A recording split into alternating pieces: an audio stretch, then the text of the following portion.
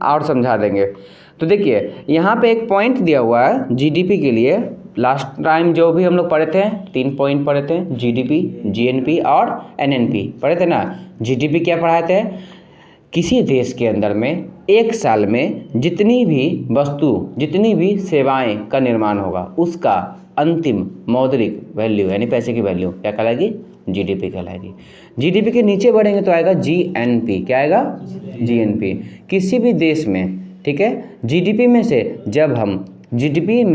जब हम देशी व्यक्ति का यानी भारतीयों का, अगर भारत की बात करें, पैसा जोड़ देंगे, कौन भारतीय? जो विदेश में काम कर रहे हैं, और विदेशियों का पैसा घटा देंगे, कौन विदेशी? जो भारत में काम कर रहे हैं, तो बनेगा जीएनपी। क्या बनेगा? जीएनपी। इसके बाद आएगा आपका एनएनपी। जब हम लोग जीएनपी में से डेप्रिसिएशन को घटा देते हैं तो क्या बनता है? तो ये तीसरा चीज़ क्लियर हो गया, इसमें कोई दिक्कत वाली बात तो नहीं है। चलिए अब आगे बढ़ते हैं। इसी तरीक़ा से यहाँ पे एक पॉइंट है, किसी देश के जीवन स्तर को दर्शाने के लिए हम लोग सबसे अच्छा स्रोत क्या मानते हैं? कल ही बताए थे। किसी देश के जीवन स्तर को समझने के लिए हम सबसे अच्छा स्रोत किसे मानते हैं? प्रति व्यक्ति आय की, यानी किसी व्यक्ति का जो इनकम है, क्या है? किसी व्यक्ति का जो इनकम है वही दर्शाता है कि वो देश में कितना अच्छा प्रोग्रेस किया है। किसी व्यक्ति का इनकम ही दर्शाता है कि उस देश में लोगों ने कितना अच्छा प्रोग्रेस किया है। अगर प्रति व्यक्ति आय ही कम है तो कोई फ़ायदा नहीं है। जैसे हम कल ही बोले थे ना कल कि अब अगर मारूफगंज मंडी में आज से 10 साल पहले जाते तो भी आपको 4,000 मिलता, 5,000 मिलता, और अभी भी 4,000 5,000 ऐसे शुरू करता है ना। क्यों करता है? वहाँ पे प्रति व्यक्ति आय बढ़ी है? नहीं बढ़ी, सिर्फ मालिकों की आय बढ़ी है। क्या कर सकते हैं? मजदूरी है, मजदूरी में करना ही पड़ेगा। दूसरा, किसी देश की प्रगति को दर्शाने का सबसे अच्छा माध्यम होता है जीडीपी। अब उतना फार्मूला तो आप नहीं ना बताइएगा कि देखो मेरा जीडीपी ज़्यादा है, मेरा उसके बाद जीएनपी अच्छा ही रहेगा, तब एनएनपी मेरा अच्छा रहेगा। इतना नहीं बताता है कोई भी देश। कोई भी देश क्या बताता है? चुपचाप दिखाता है जीडीपी ज़्यादा है। ओके, आपके बचत नहीं है, आप कमाते हो 1 लाख रुपया, शो करने के लिए दिखा दो ना कितना कमाते हैं, 1 लाख रुपया, बचता 1 रुपया नहीं है, लेकिन दिखाओगे क्या? 1 लाख रुपया। आदमी हड़क जाएगा। 1 लाख रुपया महीने का मतलब 12 लाख रुपया सालाना, मस्त जीता होगा ज़िंदगी। लेकिन आपका इतना खर्चा है ना कि आपका पास 1 रुपया नहीं बचता महीना के अंत में। ऐसा खर्चा है, बड़ा फैमिली है, खर्च है, वो है, बहुत सारा चीज़ है, 1 रुपया नहीं बचता होगा, कर्जा लेना पड़ जाता होगा, ऐसा होता होगा। तो दिखाने के लिए तो आपके पास बहुत पैसा है, तो आप क्या दिखा के लोगों को मतलब अट्रैक्ट कर रहे हो कि आपकी सैलरी लाख की है, लोग आपसे मिलेंगे, मिलजुल कर रहेंगे, भैया भैया बोलेंगे।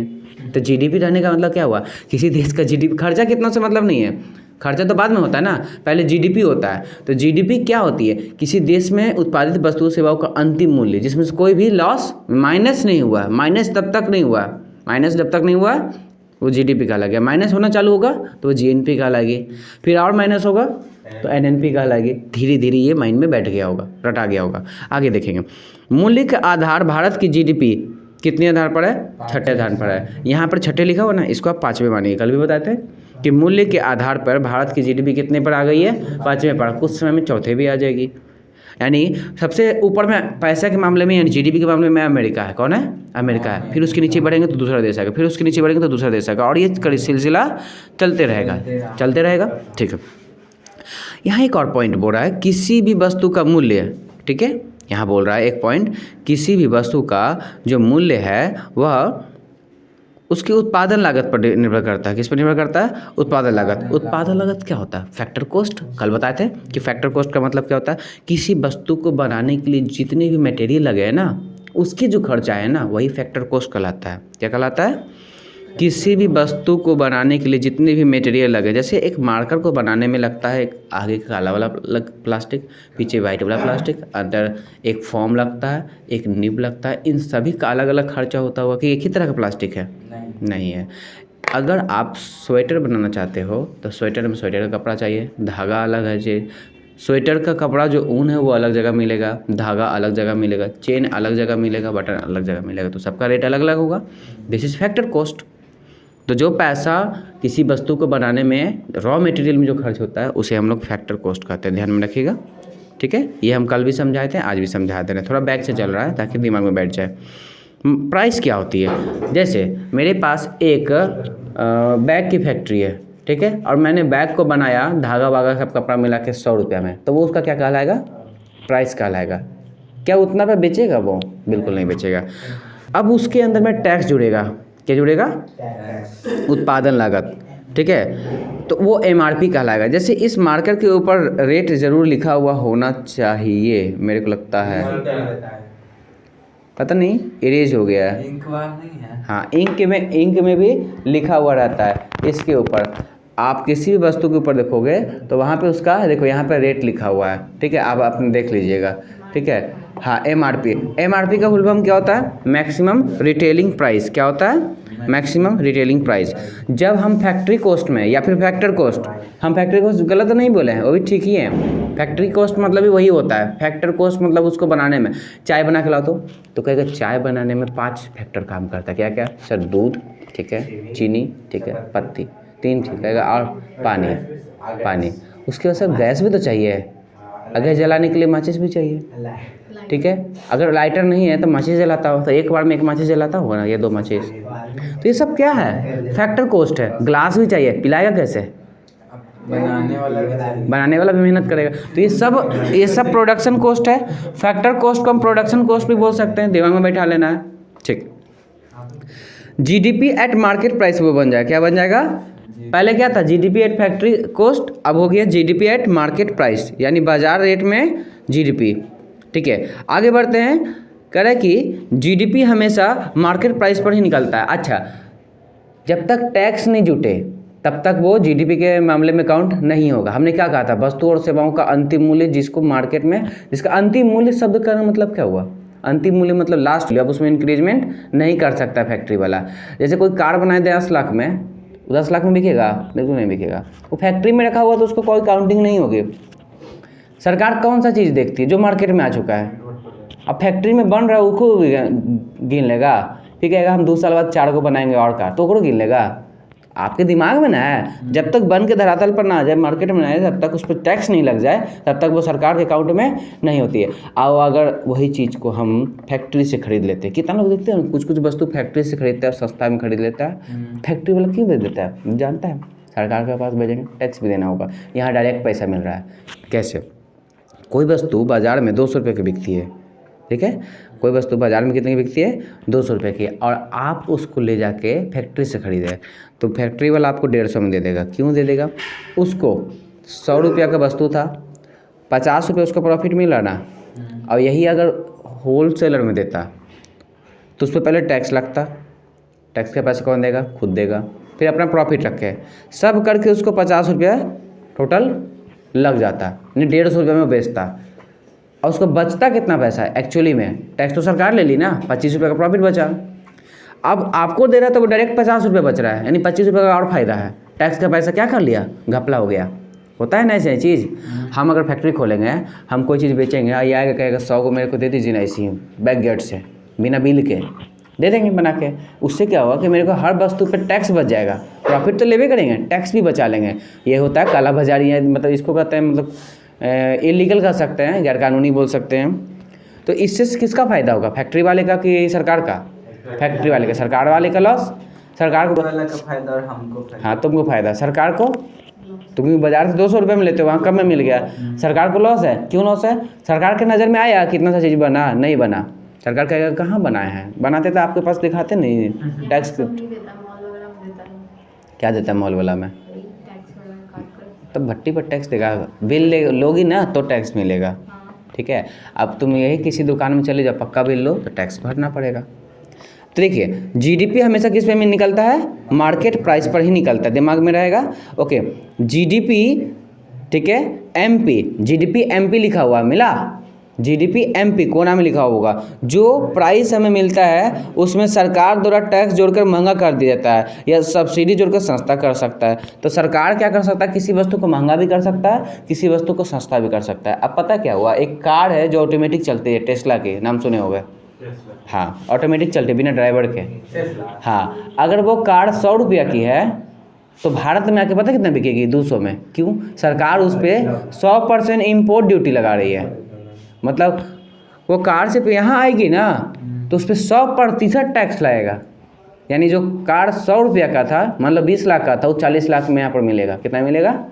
40 लाख में मिलेगा। तो कार कॉस्टली हो जाएगा ना। तो सरकार क्या करती है, किसी वस्तु में टैक्स लगा के दाम बढ़ा सकती है, किसी पे डिस्काउंट दे के दाम घटा सकती है। जैसे आप सोलर पैनल लोगे, क्या लोगे, सोलर पैनल की कीमत मान लो 1 लाख रुपया है, सरकार कहेगी आप लगाइए, ठीक है, आपको 50% बिल देना पड़ेगा, मतलब उसका पैसा 50% कौन देगा, सरकार देगी, आपके अकाउंट में आता है। आपके घर में डेली महीने में आता होगा, गैस लेते हो ना, गैस में आपको अभी 80 रुपया या 90 रुपया के आसपास पैसा रिफंड आ रहा होगा, ठीक है। वो पैसा क्या है, वो पैसा सरकार आपको दे रही है, रिफंड। सरकार पैसा सब कुछ पहले टैक्स वैक्स काट के अपना जेब में रख ली, फिर उसी में से काट फाट के आपको दे दी पैसा, तो वो सब्सिडी कहलाती है। जिनके पास गया उनको फ़ायदा, जिनके पास नहीं गया सरकार का फ़ायदा। तो पैसा थोड़ी गैस कंपनी वाला रख लेगा, नहीं, सरकार से तेज बनेगा, बंद करवा देगा कंपनी सीधे। तो देखिए जीडीपी एट मार्केट प्राइस क्या होता है, जीडीपी एट मार्केट प्राइस क्या होता है, जीडीपी एट मार्केट प्राइस का मतलब होता है GDP at factory cost, GDP at factory cost, ध्यान देना है, plus tax minus subsidy, GDP at factory cost plus tax minus subsidy. क्या याद रखना है, GDP at factory cost plus tax minus subsidy, दिमाग में रहेगा। सब्सिडी क्या होता है, सरकार आपको पैसा देती है ना गैस के बदले में, हर महीने कुछ ना कुछ रिफंड, वही सब्सिडी कहलाती है, दिमाग में इसको रखना है, बैठ गया। चलिए मूल्यह्रास कैसे होती है, यानी डेप्रिसिएशन कैसे होता है, किसी वस्तु के प्रयोग से उसके मूल्य में कमी आती है। आप एक मोबाइल लो 10,000, तो जीडीपी 3 तरह का होता है, ध्यान रखेंगे, GDP nominal, GDP real, GDP triple P, तीनों को ध्यान में रखना है। आगे देखिए नॉमिनल जीडीपी के बारे में पढ़ते हैं, क्या होता है, कहता है कि यह वस्तुओं पर आधारित होता है, वर्तमान मूल्यों पर आधारित, क्या होता है, यह वस्तुओं की वर्तमान मूल्यों पर आधारित होता है। कौन सा जीडीपी, नॉमिनल जीडीपी, वस्तुओं के वर्तमान मूल्य पर, यह वर्तमान विनिमय दर के आधार पर होता है। इस आधार पर भारत की जीडीपी 5वें स्थान पर है, यानी नॉमिनल जीडीपी के आधार पर देखा जाए तो भारत की जीडीपी कितने स्थान पर है, 5वें स्थान पर है। इसका प्रयोग अर्थव्यवस्था में विभिन्न तिमाही की तुलना में प्रयोग करने में किया जाता है, इसका प्रयोग विभिन्न अर्थव्यवस्था की तुलना में भी किया जाता है। इससे मुद्रास्फीति का मूल्य शामिल होता है, इसमें क्या होता है, मुद्रास्फीति का मूल्य शामिल होता है, ध्यान देंगे। अच्छा कल हम समझाए थे मुद्रास्फीति क्या होता है, मुद्रास्फीति जब होता है तो जो वैल्यू होता है, रेट होता है, क्या होता है, गिर जाता है। क्यों गिर जाता है, मार्केट में कैश जो है बढ़ जाता है, मार्केट में कैश जो होती है वो बढ़ जाती है, क्या होती है, जैसे अब मार्केट में कोई चीज़ का कैश बढ़ गया, बहुत कोई चीज़ का कैश मतलब बढ़ गया, तो तरल बढ़ जाता है, तो उसका वैल्यू क्या होता है, गिर जाता है। अगर आपके पास खुदरा नहीं है तो आप मांगोगे तो महंगा में मिलेगा, लेकिन खुदरा बहुत है तो आपसे कोई लेगा नहीं, और कोई लेगा तो सस्ता मिलेगा, एकदम खुदरा पर सही बैठता है। हाँ जब नहीं मिलता तब का तो 100 रुपये आप लीजिए, हमको 80 रुपये दे दीजिए खुदरा, लेकिन दे दीजिए। कभी आप ऑटो से उतरते हो, कभी खुदरा देना होता है, उस चक्कर में आप खुदरा 1 रुपया छोड़ देते हो ना, कभी ऑटो वाला भी छोड़ देता है, ठीक है। तो ऐसा हो जाता है कभी कभार, ठीक है। तो नॉमिनल जीडीपी क्या होता है, जब हम पूछेंगे तो बताइएगा, पूरा टॉपिक पूछेंगे, टेंशन ना लें। नॉमिनल जीडीपी क्या होता है, वर्तमान मूल्य पर आधारित होता है। सबसे पहली बात है, एक बार में समझना है, वर्तमान मूल्य पर, प्रेजेंट वैल्यू पर आधारित होता है नॉमिनल जीडीपी।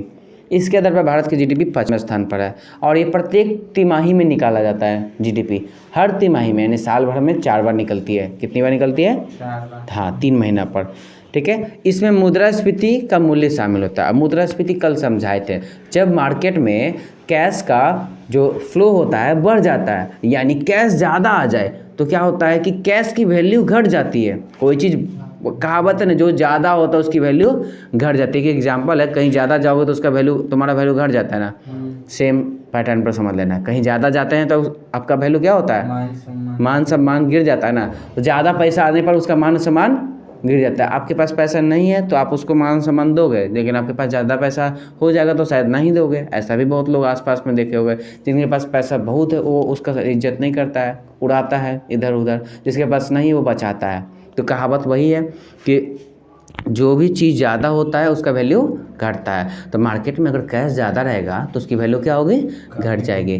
घट जाएगी तो उसको कहते हैं मुद्रास्फीति। क्या कहते हैं, मुद्रास्फीति कहते हैं। ध्यान से आगे बढ़ेंगे। रियल जीडीपी, ठीक है ना। रियल जीडीपी में क्या होता है कि इसमें स्थिर मूल्य होता है। स्थिर मूल्य यानी मूल्य जो होता है हमेशा के लिए फिक्स हो जाता है। इसका आधार वर्ष 11-12 को लेकर चलेंगे और इसका प्रयोग एक अर्थव्यवस्था में विभिन्न वर्षों की तुलना के लिए होता है, अलग अलग वर्षों की तुलना के लिए होता है। इसमें मुद्रास्फीति शामिल नहीं होता है। तो देखिए दो चीज़ को समझे अभी हम लोग। एक समझे हम लोग नॉमिनल जीडीपी जो कि वर्तमान मूल्य पर होता है, एक समझे हम लोग रियल जीडीपी जो कि आपका स्थिर मूल्य पर होता है। एक होता है ट्रिपल पी जीडीपी। देखिए आप ध्यान से इसको समझिएगा। ट्रिपल पी जीडीपी क्या है, ध्यान से इसको दिमाग में बैठाएंगे। ट्रिपल पी जीडीपी क्या है, देखिए ट्रिपल पी जीडीपी की बात करें तो इंडिया में से आपको देखिए क्या लिखा है, माइनस बर्जर बराबर 50, यूएसए माइनस बर्जर बराबर $2। इन दोनों में क्या डिफरेंस है, ठीक है। बर्गर बोलते हैं इसको, सॉरी बर्गर पढ़ लिए थे, सीमेंट वाला हमको याद आ गया था। हाँ, इंडिया में एक बर्गर की कीमत कितने रुपए है, 50 रुपये है। यूएसए में जाइएगा तो वो $2 होगा।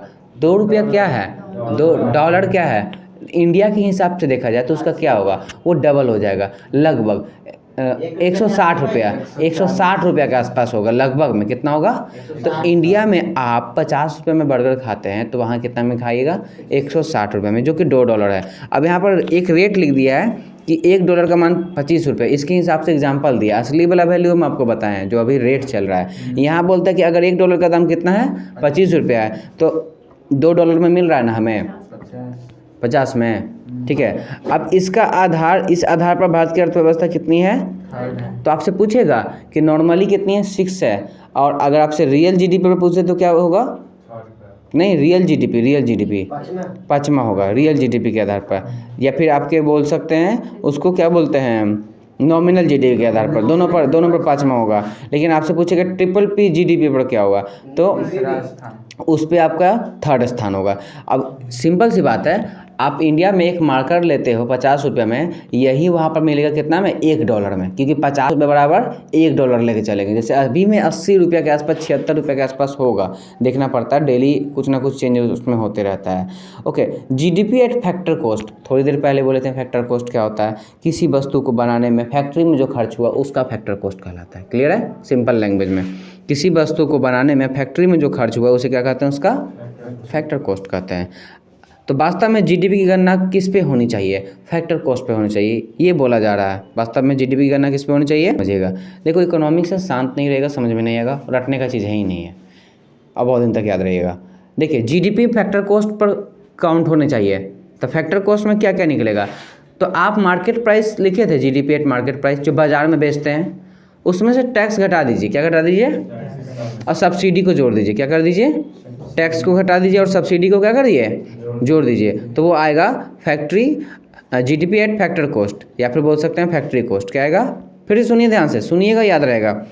जब आप जीडीपी एट फैक्टर कॉस्ट निकालना चाहते हैं तो जीडीपी जो मार्केट प्राइस, जैसे इसके दाम 35 रुपया है, ध्यान दीजिए, इसके दाम कितना है, 35 रुपये, इसमें टैक्स लगा 5 रुपया, घटा देंगे 30 रुपया आया, 30 रुपया आया, तो 30 रुपया क्या आएगा, 30 रुपये क्या आएगा आपका जीडीपी एट फैक्टर कॉस्ट। अगर सब्सिडी जुड़ा हुआ है पहले से, सब्सिडी अगर इसमें हुआ है तो उसको भी चेंज करना पड़ेगा, प्लस माइनस करना पड़ेगा। और नहीं हुआ है तो इसमें सब्सिडी मिली है, हमको सब्सिडी मिला है, सरकार को पैसा दिया, कैशबैक नहीं दिया, तो इसमें हम नहीं घटाएंगे, सिर्फ टैक्स घटा के छोड़ देंगे। क्या कर देंगे, टैक्स घटा के छोड़ देंगे। तो जीडीपी एट फैक्टर कॉस्ट का मतलब क्या होता है, जीडीपी एट मार्केट प्राइस में से टैक्स घटा देना। अगर इसमें सब्सिडी मिली थी तो प्लस करेंगे, नहीं तो माइनस कर देंगे।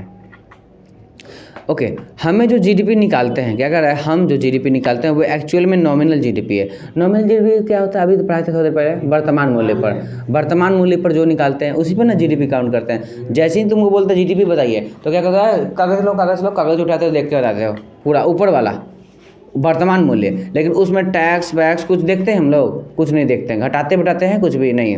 तो हम लोग नॉमिनल जीडीपी, देखो वर्तमान में हम लोग जो जीडीपी निकालते हैं वो एक्चुअल में नॉमिनल जीडीपी ना होकर क्या होता है, रियल जीडीपी होता है। आप क्या कर, रियल जीडीपी क्या होता है, अभी बताएं रियल जीडीपी क्या होता है, क्या होता है, जरा एक बार फिर से देख लीजिएगा रियल जीडीपी। देखिए इसका मूल्य स्थिर होता है, इसका बेस क्या लेते हैं हम लोग 2011-2012 के आधार पर करते हैं, किसका, रियल जीडीपी का, ठीक है। और जो कि ना किसी बेस ईयर पर निर्भर करता है, जो किसी भी बेस ईयर पर निर्भर नहीं करता है। लेकिन हम आपको नॉमिनल जीडीपी में तुम आपको बताते हैं कि चालू वर्ष में जो पैसा होता है कितना, जैसे करंट ईयर होता है ना फाइनेंशियल ईयर आपको पढ़ाए थे थोड़ी देर पहले, 1 अप्रैल से 31 मार्च होता है, उसमें जो भी वस्तु होता है उस पर निकाला जाता है कौन सा जीडीपी, नॉमिनल जीडीपी। क्या होता है, नॉमिनल जीडीपी। हम किस पे निकालते हैं, एक वर्ष के अंदर में जो भी वस्तु का उत्पादन हुआ है उसके चालू वर्ष का जो रेट है उस पे हम निकालते हैं क्या, नॉमिनल जीडीपी। क्या निकालते हैं, नॉमिनल जीडीपी। कह रहा है कि एक वर्ष में उत्पादित वस्तुओं और सेवाओं के मूल्य की गणना बाजार की कीमतों पर ही की जाती है। ऐसा ही बात है, बाजार की कीमत पर ही ना होगा, फैक्ट्री कॉस्ट पर थोड़ी करेगा जीडीपी की तुलना, नहीं ना करेगा। अगर आपसे कोई पूछे कि भाई नॉमिनल जीडीपी हमेशा अधिक होती है, क्यों, क्योंकि इसमें आपका मुद्रास्फीति जुड़ता है। लेकिन रियल जीडीपी में जुड़ता है क्या मुद्रास्फीति, ये पॉइंट आपको एग्जाम में फंसा सकता है। नॉमिनल जीडीपी में मुद्रास्फीति जुड़ती है और रियल में नहीं जुड़ती है। अच्छा, ट्रिपल पी जीडीपी क्या होती है, तो किसी देश की जीडीपी की तुलना किसी दूसरे देश से करते हैं तो उसका वैल्यू और इसका वैल्यू, किसी वस्तु का परचेजिंग पावर, ठीक है, पीपी का मतलब होता है परचेजिंग पावर होता है, परचेजिंग पावर अगर इक्वल हो जाए तो उसी को कहते हैं उसका ट्रिपल पी जीडीपी। जैसे कि अभी बताए थे भारत में एक पेन की कीमत 50 रुपये है तो वहाँ पे $2 है, तो वो $2 और इसका 50 रुपये इक्वल हो जाएगा, इक्वल हो जाएगा। तो सिंपल सी बात है, ये क्या कहलाएगी, ट्रिपल पी जीडीपी कहलाएगी। और नॉमिनल जीडीपी हमेशा अधिक होती है क्योंकि इसमें मुद्रास्फीति जुड़ती है, ठीक है। नॉमिनल जीडीपी में हम लोग प्रोडक्शन वैल्यू नहीं देख पाते हैं, क्या नहीं देख पाते हैं, प्रोडक्शन की वैल्यू को नहीं देख पाते हैं। उस साल के प्राइस के ऊपर निकाला जाता है जिस साल पर जीडीपी निकालते हैं। यानी हम लोग जीडीपी जो नॉमिनल वाला निकाल रहे हैं वो तो पता ही है वर्तमान मूल्य पर निकाल रहे हैं, तो उस प्राइस के वैल्यू पर निकालते हैं, ना कि पूरे पर निकालते हैं। इस बात को दिमाग में बैठा लेना है। अभी इसमें एक चार्ट बना हुआ है, उस चार्ट को थोड़ा ध्यान से समझिएगा, बस और कुछ नहीं। उस चार्ट को एक बार ध्यान से पढ़िएगा, ठीक है, हाँ, उस चार्ट को ध्यान से पढ़िएगा क्या बोल रहा है। अब यहाँ पे पेंसिल की एक वैल्यू दी गई है, क्या दी गई है, पेंसिल की एक वैल्यू दी गई है। 2011 में पर पेंसिल प्राइस लिखा हुआ 5 रुपया है। उसके प्रोडक्शन की बात कर रहा है इसमें 20 रुपया, और नॉमिनल जीडीपी की बात कर रहा है 100 रुपया। यानी आपका नॉमिनल जीडीपी किस पे निकलता है, अभी थोड़ी देर पहले बताए थे, वर्तमान मूल्य पे। किस पे निकलता है, वर्तमान मूल्य पे। तो अगर हम 2011 में पेंसिल की पर प्राइस 5 रुपये थी, 20 बनाए तो 100 रुपया का बना, तो 100 रुपया कहलाएगा हमारा नॉमिनल जीडीपी। लेकिन अगले साल इसकी कीमत कितनी हो गई, 6 रुपये हो गए, और 19 बनाए तो इसका कीमत कितना हो गया, 114। इस तरीके से देखिए हर साल इसका नॉमिनल जीडीपी बढ़ते जाएगा, बढ़ते जाएगा, बढ़ते जाएगा। तो नॉमिनल जीडीपी किस पे निर्भर करती है, वर्तमान मूल्य पे। किस पे करती है, वर्तमान मूल्य पे। पिछला साल से मतलब नहीं लेना है। लेकिन आपका रियल जीडीपी क्या होता है, 11-12 बेस ईयर लेके चलते हैं। क्या चलते हैं, 10 साल पहले लगभग लेके चलते हैं। 2011-12 का बेस ईयर लेके चलते हैं, किसमें, रियल जीडीपी में। अब रियल जीडीपी का डेफिनेशन फिर से पढ़ना है, नीचे आइए दिखाते हैं। आइए देखिए, कहता है कि जब एक वर्ष में उत्पादित वस्तुओं और सेवाओं के मूल्य की गणना आधार वर्ष के स्थिर कीमतों पर की जाती है। अभी कीमतें क्या हो रही थी, बदल रही थी हर साल, लेकिन अब क्या होगी, कीमतें स्थिर कर दी जाएगी। जब, सिंपल सी बात है एकदम सामान्य भाषा में, जब वस्तु का कीमत सेम रहेगा तो रियल जीडीपी हर साल, और जब सेम नहीं रहेगा तो नॉमिनल जीडीपी। नॉमिनल, नॉर्मल नहीं बोलना, नॉमिनल, ठीक है। अब यह आंकड़े विश्वसनीय माने जाते हैं क्योंकि इसमें अर्थव्यवस्था की सही और वास्तविक स्थिति का पता चल पाता है। जब भी हम रियल जीडीपी निकालते हैं तो प्राइस के आधार पर हम वर्ष लेते हैं जो कि प्रोडक्शन ईयर का होता है। अब थोड़ा ध्यान से इसमें देखिएगा, नॉमिनल जीडीपी और रियल जीडीपी का एक चार्ट बना हुआ, उस चार्ट को हम समझाते हैं क्योंकि चार्ट अपने से आपको समझ में नहीं आएगा। 11 में हमने 5 रुपये पेंसिल बनाया है जो कि 20 बनाया था, जो कि नॉमिनल जीडीपी कितना आई थी, 100 रुपये आई थी। लेकिन इसके रियल जीडीपी की बात करें तो क्या हो गया, वो भी 100 रुपया ही हुआ, कोई चेंजेज हुआ इसमें नहीं हुआ। लेकिन अगले साल जब हम 6 बनाए तो 19 गुने 6 किए हैं, 19 गुने 6 कितना होता है, 114। ये आपका नॉमिनल जीडीपी है। लेकिन जैसे ही हम उसका रियल जीडीपी निकालें तो उसका हमने बोला ना जो प्राइस होता है वो फिक्स होता है। बैक ईयर के मामले में क्या होता है, फिक्स होता है। देखिए पिछला साल क्या था, 5 था, उसी 5 को हमने यहाँ यूज़ किया। हमने क्या था, बेस को 11-12 लेके चलना है। किस में, रियल जीडीपी में। नॉमिनल में नहीं लेके चलना है, रियल में लेके चलना है 11-12 बेस। अब 11 में कितना था, 5 रुपया, तो 5 रुपये लिया ना किस में, रियल जीडीपी में। अगले साल 20 में गए 7 रुपया हो गया, 18 गुने 7 26 से ले लिया। ये नॉमिनल जीडीपी है। नॉमिनल जीडीपी किस पे निर्भर करती है, वर्तमान वैल्यू पे। लेकिन रियल जीडीपी क्या करती है, फिक्स होती है, जो स्टार्टिंग से चलते आ रहा है। बोलता है ना कि आपको हम जो सैलरी दे रहे हैं वही देंगे। जैसे मारूगंज मंडी में सैलरी फिक्स रहता है, कितनों साल बाद जाओ सैलरी वही रहेगा। हाँ, पुराना व्यक्ति का सैलरी ज़्यादा मिल रहा है, वहाँ भी ऐसे ही काम करता लगता है, पढ़े हुए है पूरा। तो वहाँ पे जो मजदूर काम कर रहा है 10 साल से, उसका सैलरी बढ़ी हुई है, कितना 10,000 हो चुकी है। लेकिन जो नया आएगा उसको कितना मिलेगा, 3,000-4,000 हर बार। आज से 10 साल बाद भी जाओगे तो कितना देगा, 3,000-4,000। क्यों, क्योंकि 10 साल पहले वो 3,000-4,000 ही देता था। तो एक एग्जाम्पल देखो, रियल जीडीपी की तरह वो काम कर रहा है, और जो व्यक्ति कंटिन्यूअसली करते आ रहा है उसका वर्तमान वैल्यू के हिसाब से ज़्यादा पैसा दे रहा है, आपको ज़्यादा पैसा नहीं देगा। अब देखिए 5 गुना 18, आपके पास 4 हाथ नहीं ना कि एक्स्ट्रा पैसे देगा, आप उतने काम करिएगा। तो वो एक्सपीरियंस का पैसा देता है, लोगों का कितना एक्सपीरियंस है। ठीक है, 2022 में पर पेंसिल 15 रुपया हो गया, 14 रुपये के हिसाब से 210 रुपये इसका नॉमिनल जीडीपी हो गया। लेकिन रियल जीडीपी की बात करें तो 5 ही रुपया लिया गया। यानी कि रियल जीडीपी में हम लोग जो बेस प्राइस लेते हैं वो क्या लेते हैं, फिक्स लेते हैं। क्या लेते हैं, 2011-12 में जो फिक्स कर दिया गया है एक चार्ट में, उसके हिसाब से। यानी आपका जो जीडीपी बढ़ता है, जीडीपी घटता है, दोनों चीज़ को समझिएगा। एक में जीडीपी बढ़ेगा, एक में जीडीपी घटेगा। अब अगर आपका कौन सा है, नॉमिनल है, तो बढ़ेगा। क्यों, क्योंकि उसमें मुद्रास्फीति भी होती है, पढ़ाए थे ना अभी। लेकिन नॉमिनल में घटेगा, क्यों घटेगा, क्योंकि उसमें मुद्रास्फीति नहीं होती है। रियल में क्या होगा, हाँ घटेगा। ठीक है, और बेस ईयर क्या लेना होता है हमें, 2011। यानी आप जीडीपी काउंट करा रहे हैं, सुनिए ध्यान से। अगर आप जीडीपी काउंट करा रहे हैं तो जीडीपी काउंट करने में आपको क्या करना होगा, बेस ईयर 11 लेना होगा। क्या करना होगा, कौन सा जीडीपी निकालने में, रियल या नॉमिनल, रियल।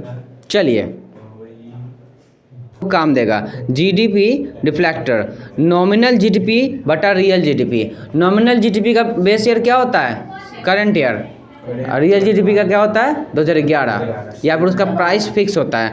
तो nominal GDP divide by real GDP गुना 100 करेंगे, क्या कहलाएगा, जीडीपी डिफ्लेक्टर। क्या कहलाएगा, जीडीपी डिफ्लेक्टर।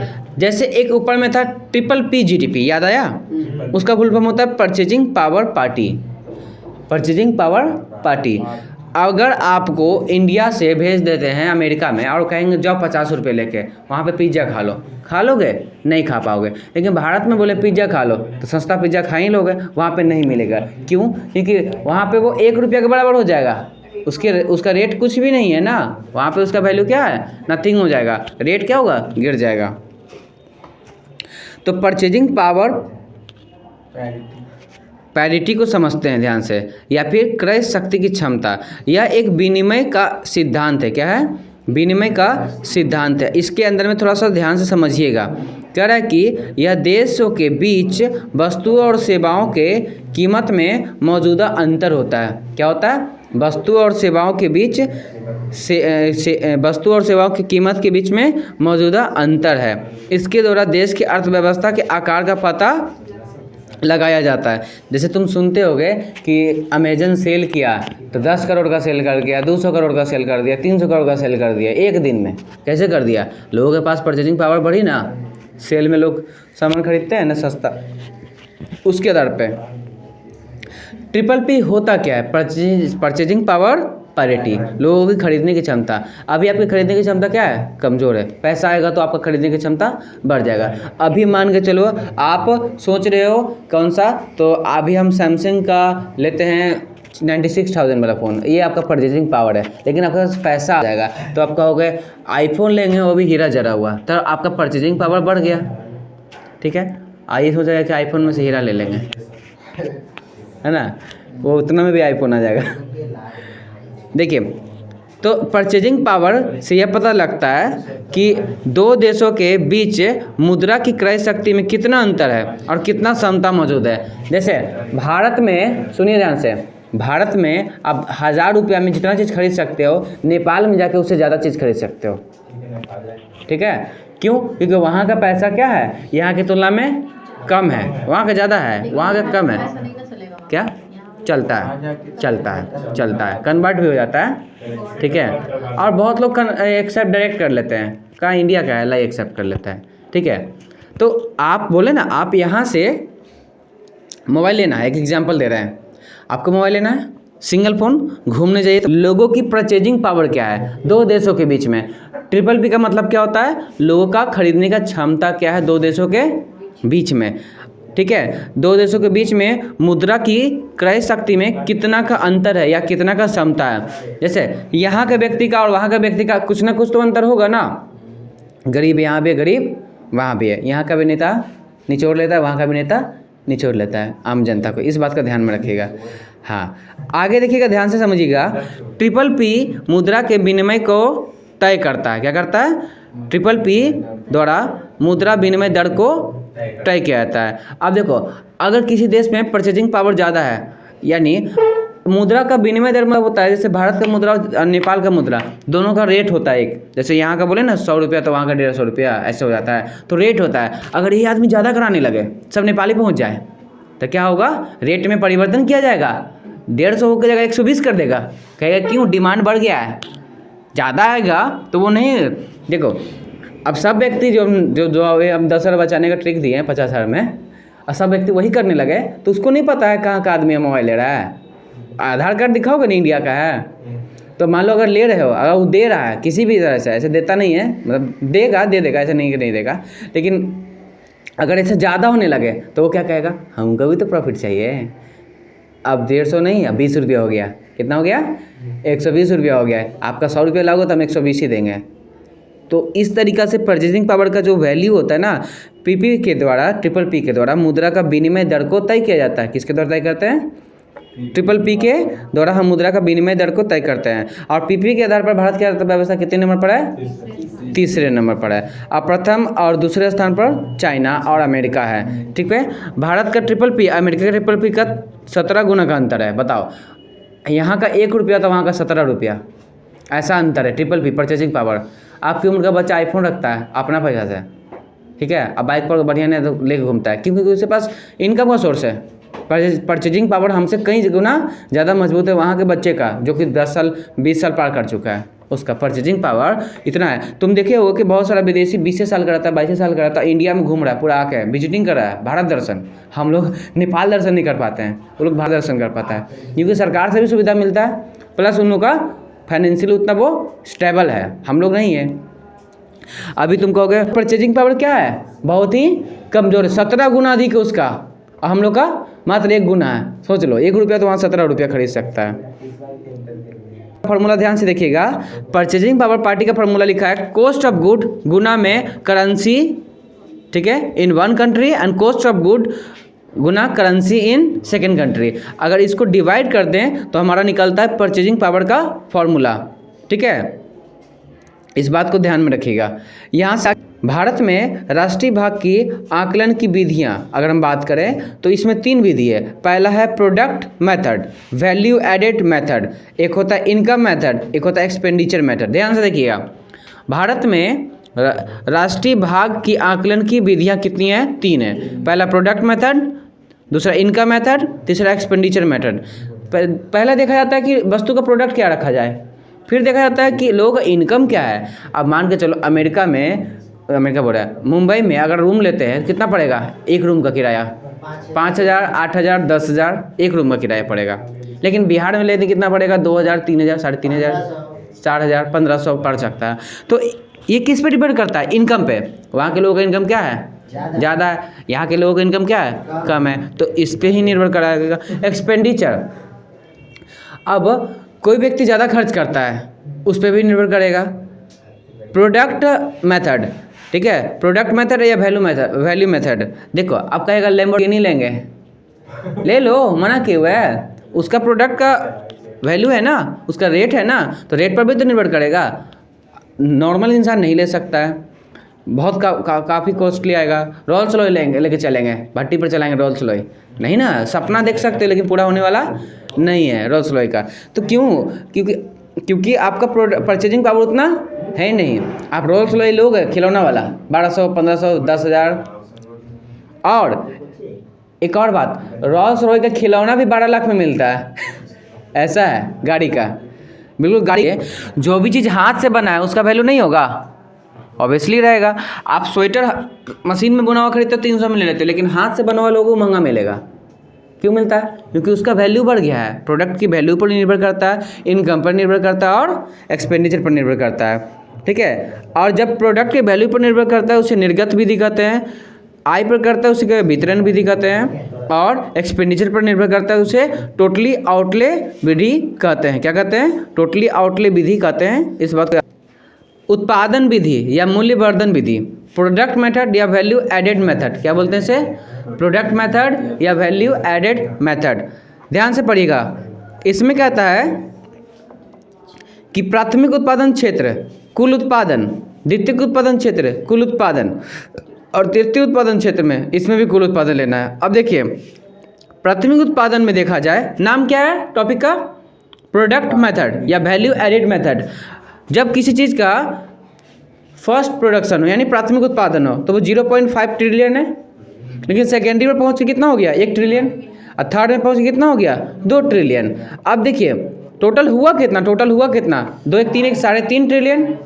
तो जीडीपी एट मार्केट प्राइस कितना हुआ? 3.5 ट्रिलियन। कितना हुआ? 3.5 ट्रिलियन। और उसमें से हम डेप्रिसिएशन घटा दिए, NFIA घटा दिए, तो क्या बना? हाँ, NFIA ऊपर हम छोड़े हैं, उसको समझा देंगे। NFIA छोड़ दिए तो क्या बना? National income. क्या बना? National income. नेशनल इनकम, देश की आय क्या बनी? हमने क्या बोला? NNP क्या होता है? असली रेट, असली पैसा, असली जीडीपी होता है ना, सब कुछ घटा के जो बचता है। तो प्रोडक्शन का रेट क्या होता है? कोई चीज़ प्राथमिक पर है, मतलब चक्का सिर बना तो 0.5 ट्रिलियन का है। चक्का में टायर लगा दिए तो 1 ट्रिलियन का हो गया। और टायर में पूरा नट बोल्ट कस दिए तो वो 2 ट्रिलियन का हो गया। अब पूरा चक्का रेडी हो गया तो कितना का हो गया? 3.5 ट्रिलियन का हो गया। एग्जाम्पल, 3.5 ट्रिलियन में से डेप्रिसिएशन और NFIA जो है पैसा जो है घटा दिए। जैसे घटा दिए वो क्या बना? National income on the basis of product value. किसके ऊपर? प्रोडक्ट वैल्यू के ऊपर बना, ठीक है। अगर आगे बढ़ेंगे तो इसके बाद आएगा वैल्यू एडेड मेथड। क्या आएगा?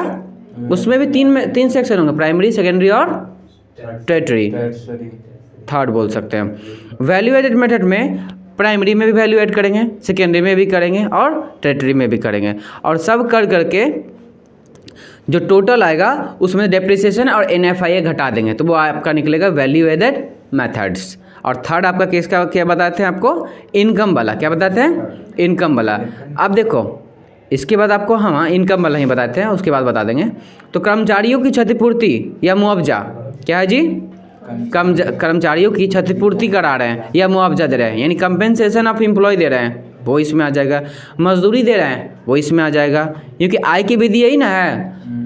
सामाजिक सुरक्षा दे रहे हैं एम्प्लॉयर को, अंशदान जो प्रोविडेंट फंड होता है वो इसमें आ जाएगा।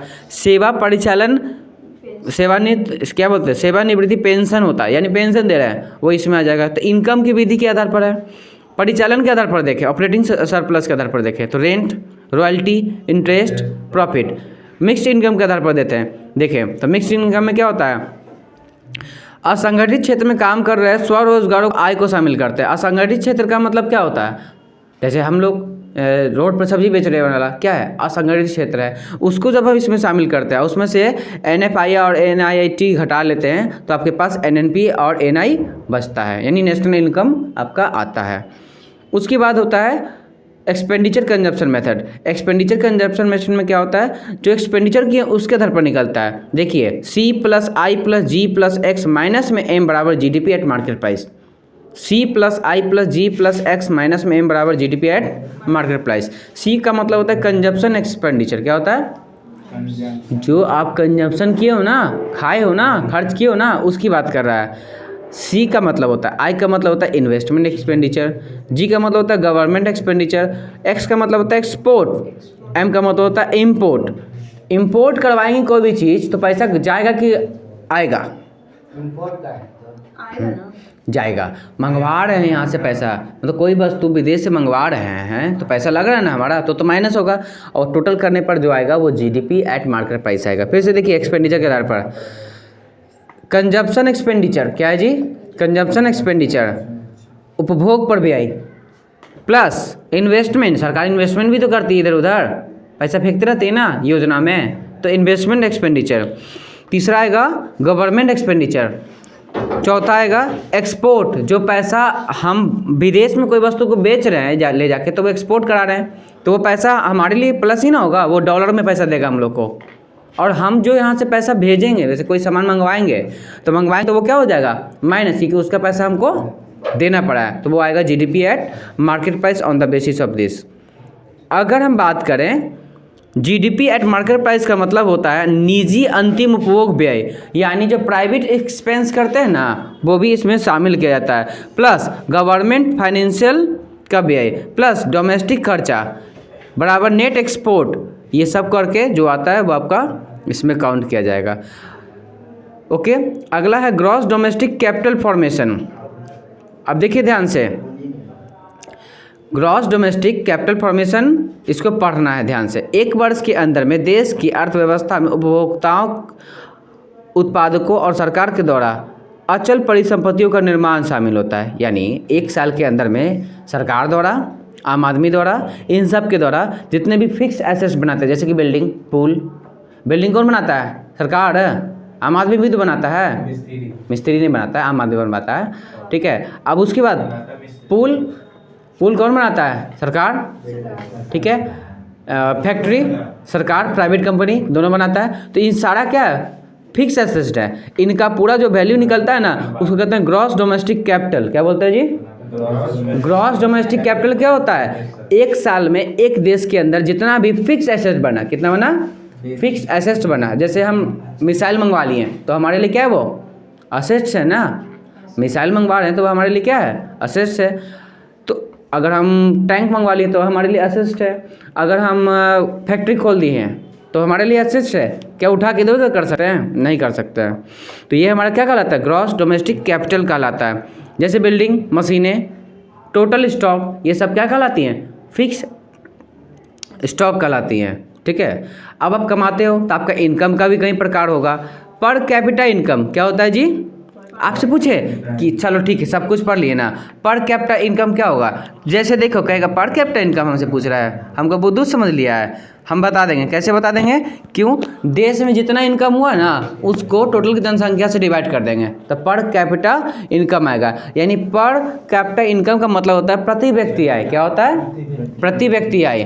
पूछेगा इस देश में टोटल आय कितनी है तो भारत की जीडीपी उठाएगा, जीडीपी से के बाद जीएनपी उठाएगा, जीएनपी से एनएनपी उठाएगा, एनएनपी हो गया देश का income, national income. National income को डिवाइड करेंगे किससे? जनसंख्या से। तो क्या बनेगा? पर प्रति व्यक्ति आय बनेगा। तो कोई पूछे तुमसे प्रति व्यक्ति आय क्या है, तुम सिंपल लैंग्वेज में बोलना देश में जो जितना भी इनकम हुआ फाइनल वाला, टैक्स काट के, सब्सिडी जोड़ के, घटा के, डेप्रिसिएशन सब करके जो नेट इनकम आया है उसमें वहाँ की जनसंख्या से डिवाइड करने पर जो पैसा आता है वही प्रति व्यक्ति आय कहलाती है। कहेगा निजी इनकम क्या होता है, प्राइवेट इनकम क्या होता है? तो सर निजी क्षेत्र प्लस NFIA प्लस हस्तांतरित आय यानी ट्रांसफर इनकम प्लस विदेशियों से करंट ट्रांसफर आय और ऋण, ये सबको हम लोग क्या बोलते हैं? प्राइवेट इनकम बोलते हैं। तो प्राइवेट इनकम में सिंपल सी बात है कि जो प्राइवेट तौर पर काम होता है सरकार का इसमें कोई योगदान नहीं रहता, हस्तक्षेप नहीं रहता है। पर्सनल आय क्या होती है? पर्सनल आय होता है जो कमाए, जैसे हम कमा रहे हैं और हम सब्जी बेचते हैं, ठीक है, और हम कमा रहे हैं और सब्जी बेच करके हम कॉर्पोरेट टैक्स देंगे। क्या देंगे? हाँ, तो या फिर अनडिस्ट्रीब्यूटेड प्रॉफिट देंगे।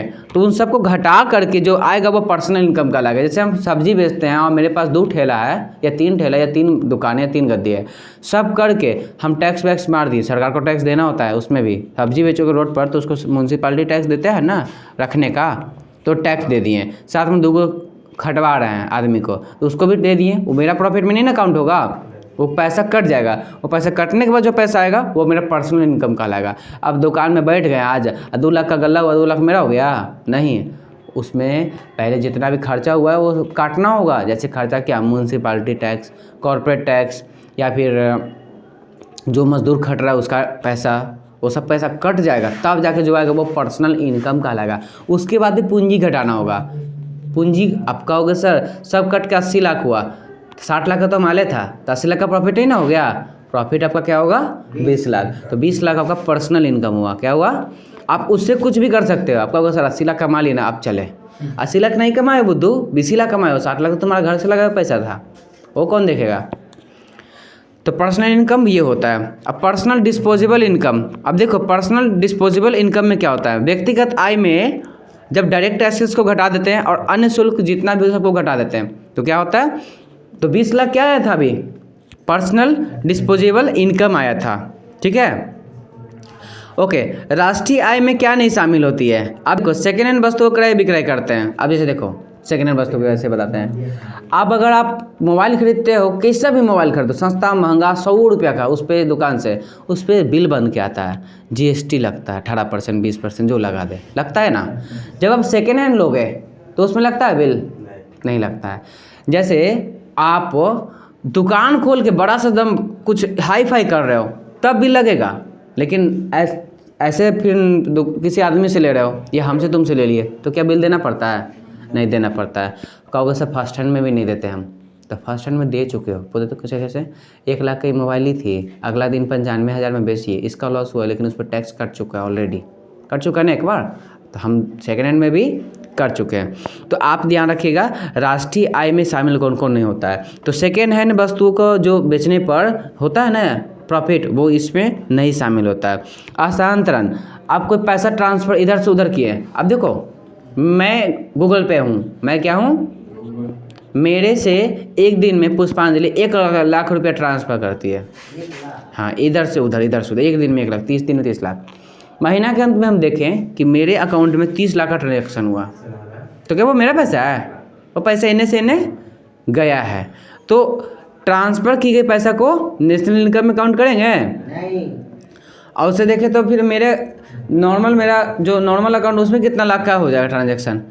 पैसा जो स्थिर है ना, जो रह गया वो आपका पैसा, ट्रांसफ़र करने वाला पैसा इनकम में काउंट नहीं करेगा। और उसे कहेगा कि सरकार कहेगा कि 1 लाख साल भर में तुम कितना कमाए जी, तो साल भर में हम कमाए ऐसे कहेगा, चल हम 10 लाख कमाए, कितना है अकाउंट में, एक को नहीं, क्या किए ट्रांसफ़र कर दिए, तो कितना ट्रांसफ़र किए 10 लाख, तो 10 लाख 20 लाख हो गया, ला 20 लाख पे टैक्स।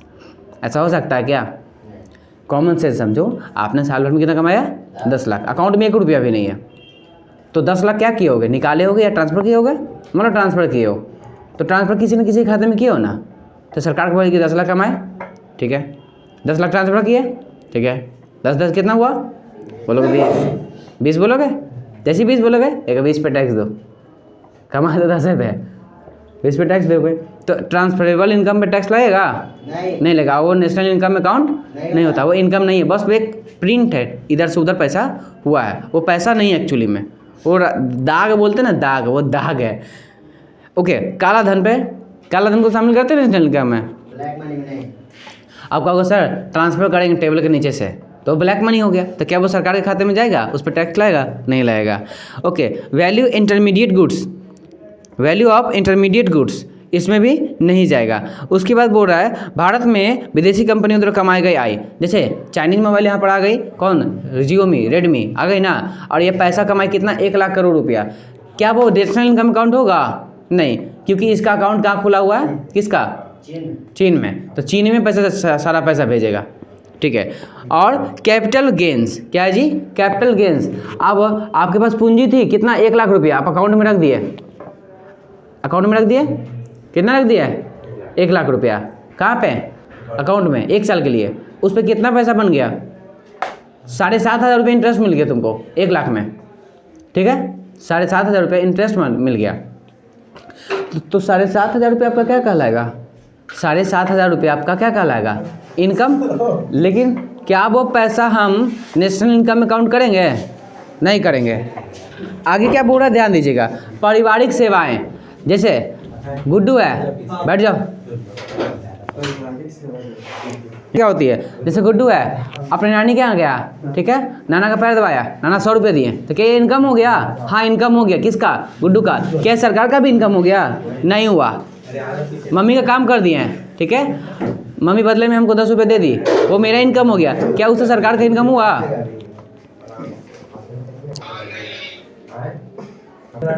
क्या?